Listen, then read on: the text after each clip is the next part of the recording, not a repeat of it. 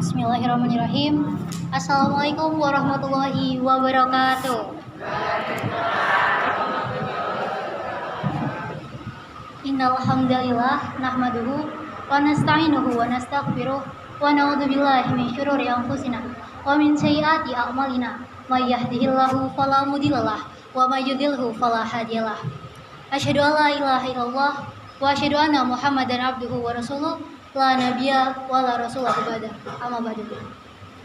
Allah Ta'ala fil Qur'anil Karim. A'udzu billahi minasyaitonir rajim. Bismillahirrahmanirrahim. Ya ayyuhalladzina amanu taqullaha haqqa tuqatih wa la tamutunna illa wa antum muslimun. Ya ayyuhan nasu taqu rabbakumul ladzi khalaqakum min nafsin wahidah wa khalaqa minha zawjaha wa batha minhuma rijalan katsiran wa nisaa wa taqullaha alladzi tasaaluna bihi wal arham innallaha kana 'alaikum raqiba. Ibu-ibu jemaah rutin kajian yang saya hormati, marilah kita panjatkan puji syukur kehadirat Allah Subhanahu wa taala karena pada kesempatan sore hari ini kita dapat berkumpul melangkahkan kaki di Masjid Shiratal Mustaqim yang insya Allah dirahmati oleh Allah. Salawat serta salam semoga tetap tercurahkan kepada junjungan kita Nabi besar Muhammad Sallallahu Alaihi Wasallam. Semoga dengan bersalawat kepadanya kita mendapat syafaat atau pertolongan pada hari yaumul kiamah kelak. Amin, Allahumma amin. Baik ibu-ibu, sebelumnya saya izin memperkenalkan diri nggih. Perkenalkan, nama saya Salma Maulida. Asal saya dari Lampung. Saya saat ini menempuh pendidikan di Universitas Muhammadiyah Yogyakarta, Fakultas Agama Islam, Program Studi Komunikasi dan Penyiaran Islam semester 3. Jadi sebelumnya ibu-ibu yang belum tahu mungkin atau tadi sempat dijelasin juga sama Bapak Takmir ya Bu ya. Nah, ya. Iya benar. Jadi tujuannya itu sebenarnya untuk menuntaskan tugas public speaking, Bu. Jadi kita belajar bagaimana kita berbicara di depan umum seperti itu, Bu. Oke, jadi mungkin seperti itu perkenalan dari saya. Kita masuk ke pembahasan saja ya, Bu ya. Sebenarnya ada banyak ibadah sunnah yang dapat kita kerjakan. Salah satunya yaitu sholat sunnah. Ibu-ibu ada yang tahu nggak nih sholat sunnah tuh ada apa aja? Sholat sunnah rawatib, terus tahajud, terus sholat sunnah istikharah dan macam-macam ya Bu. Tapi di sini saya mau ngambil satu sholat sunnah yaitu keutamaan tentang sholat sunnah rawatib.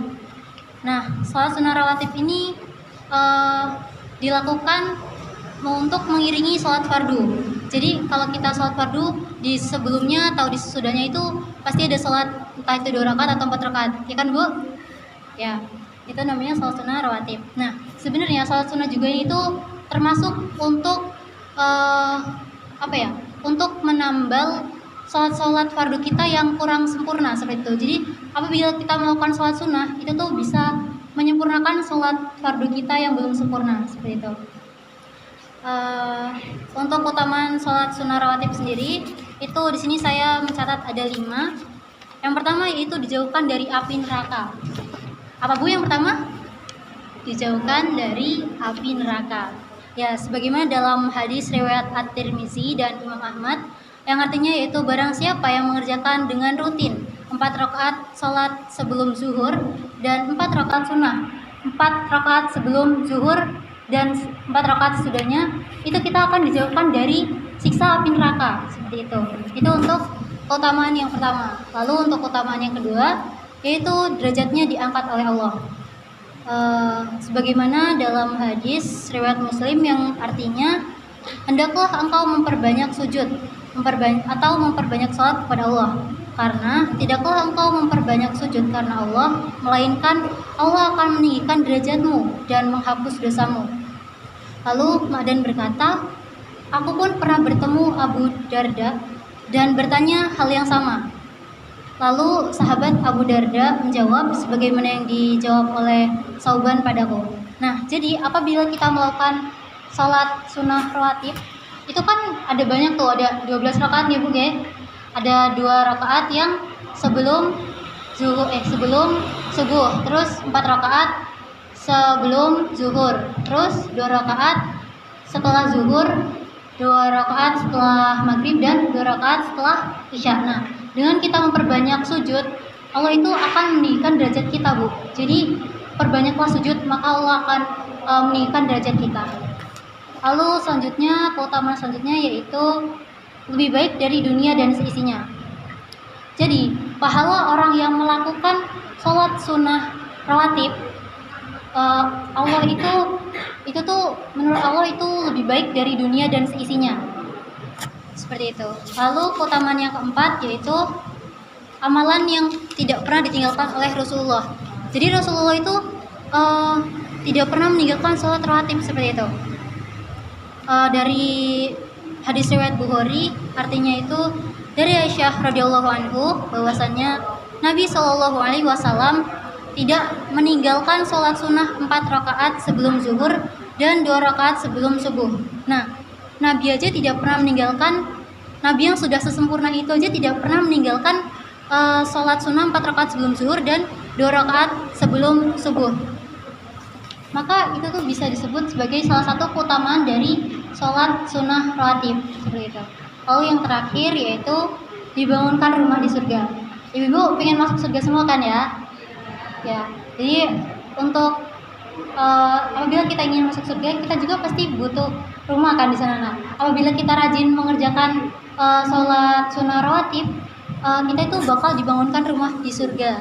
Sebagaimana dalam hadis riwayat Muslim yang artinya, jika seorang hamba Allah SWT sholat demi Allah SWT 12 rakaat, yaitu sholat sunnah setiap hari sebelum dan setelah sholat wajib, maka Allah SWT akan membangunkannya sebuah rumah di surga, atau rumah akan dibangun untuknya di surga. Aku tidak pernah absen melakukannya sejak mendengarnya dari Rasulullah SAW. Itu hadis riwayat Muslim. Jadi ibu, itulah tadi beberapa keutamaan sholat sunnah rawatib. Tadi yang pertama apa, Bu? Ada yang masih ingat? Lupa ya. Jadi yang pertama tadi itu ada dijauhkan dari api neraka. Terus yang kedua, ditinggikan derajatnya oleh Allah. Terus yang ketiga, lebih baik dari dunia dan seisinya. Yang keempat, amalan yang tidak pernah ditinggalkan oleh Rasulullah. Dan yang terakhir, akan dibangunkan rumah di surga oleh Allah SWT. Jadi mungkin sekian ceramah singkat dari saya. Semoga dapat bermanfaat dan mohon maaf apabila terdapat banyak kesalahan kata ataupun tingkah laku yang kurang berkenan di mata para ibu-ibu seperti itu. Mungkin cukup sekian saya akhiri. Billahi fisabilil haq fastabiqul khairat. Nun wal qalami wa ma yasrun.